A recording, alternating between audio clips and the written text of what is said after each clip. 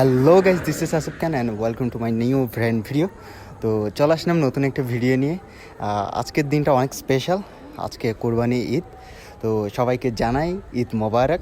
আমি এখন রাস্তায় মসজিদের উদ্দেশ্যে বেরিয়েছি, নামাজ পড়বো, ঈদের নামাজ পড়বো। তো আজকে সব কিছু তাড়াহুড়োর মধ্যে হয়েছে, কারণ আমার সকালে উঠতে অনেক লেট হয়ে গেছে। আর ওইদিকে আমাদের মসজিদের ঈদের জামাত সকাল 8টায়। সো সব কিছু মিলিয়ে অনেক তাড়াহুড়োর মধ্যে হলো। তো এখন আমি চলে আসছি আমাদের মসজিদে।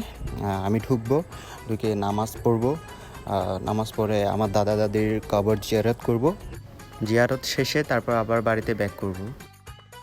ঈদের নামাজ শেষ করলাম, দেন দাদা দাদির কবর জিয়ারত করলাম, দেন বাড়ির দিকে যাব। এটা আমার বাড়ির রাস্তা, path of my sweet home. অনেক ভালো লাগে হাঁটতে, দুই পাশে গাছপালা, অনেক সুন্দর পরিবেশ।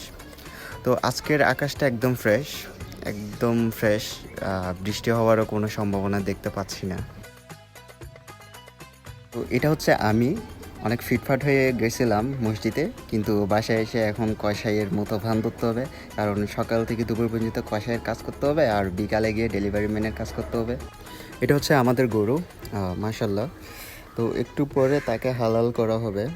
এটা জবাই করার আগের মুহূর্ত, তাকে বেঁধে রাখা হয়েছে। আমি মসজিদ থেকে এসেছি, এখন তাকে আমি পানি খাওয়াবো। তার রশিটা খুলে কিছুক্ষণ আদর করলাম, মাথায় হাত বুলিয়ে দিলাম।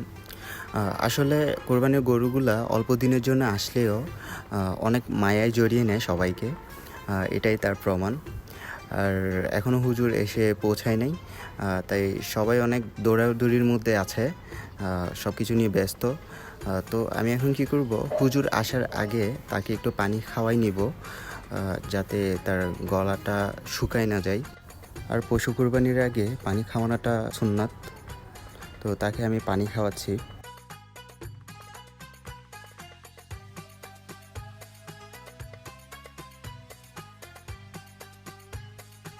কষাইয়ের কাজ যে করলাম, আপনাদের তো আর দেখানো হলো না।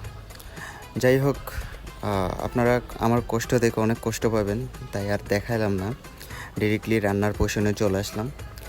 আর আম্মুকে বলছিলাম যে কি কি মশলা দিবা আমাকে একটু দেখাবা, আমাকে দেওয়ার আগে আমাকে একটু বলবা, আমি একটু শ্যুট করব। বাট আম্মুর নাকি মনে ছিল না, তো সব মশলা দিয়ে ম্যারিনেট করে রেখে দিছিল। পরে আমি জানতে পারতেছি সব কিছু নাকি দিয়ে ফেলছে।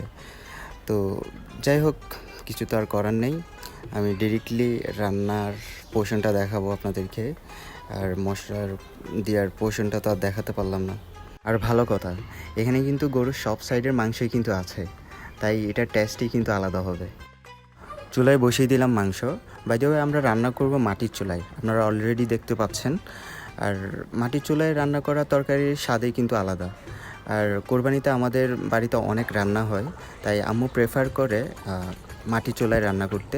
আর মাটির চুলা আমাদের একটা ঐতিহ্য বলা চলে, যেটা পুরোপুরি বিলুপ্ত প্রায়। বাই দ্য ওয়ে, মাংসে ঝোল একটু বেশি দিয়েছে, কারণ মাংসগুলো বিলি করা হবে, তাই একটু ঝোল লাগবে। মাংস অলরেডি রান্না হয়ে গেছে, আমি একটু নেড়ে নেড়ে দেখতেছিলাম, আর কালারও অনেক সুন্দর আসছে, মাংস একদম নরম হয়ে এসছে, আসলেই দেখতে অনেক সুন্দর লাগতেছিল। তো এবার চুলা থেকে নামানো যাবে। অনেকক্ষণ ধরেই অল্প আছে রান্না করতেছিলাম। এখন আম্মু ফাতিহার জন্য আলাদা করে নিয়ে নিবে। ফাতিহা হওয়ার পর দেন আমরা খাবো সবাই মিলে।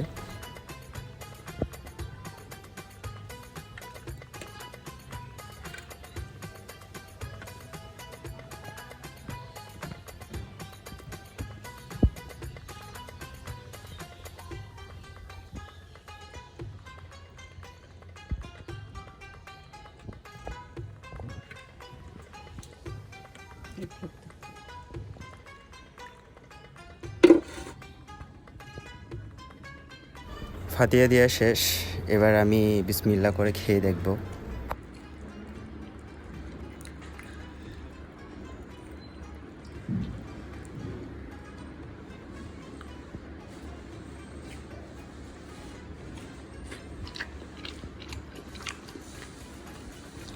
আলহামদুলিল্লাহ, অনেক মজা হয়েছে, মাংসগুলো অনেক জুসি হয়েছে। আর সবাই তো জানে কোরবানিতে সকাল বিকেল দুপুর রাত সবসময় সবাই মাংসই খায়, ঠিকই আমিও সেম। এবার ওটা দুপুরে খাইছিলাম মাংস, এবার আমি গরুর নলা খাচ্ছি বিকালে। তো টেস্ট করে দেখি। আমি এখানে আটার রুটি দিয়ে খাচ্ছি। পরোটা ছিল, বাট আমি পরোটা অতটা প্রেফার করি না। ইফ কম্পেয়ার উইথ আটার রুটি, তখন আমি আটার রুটি প্রেফার করি। তো খেয়ে দেখা যাক কেমন লাগে।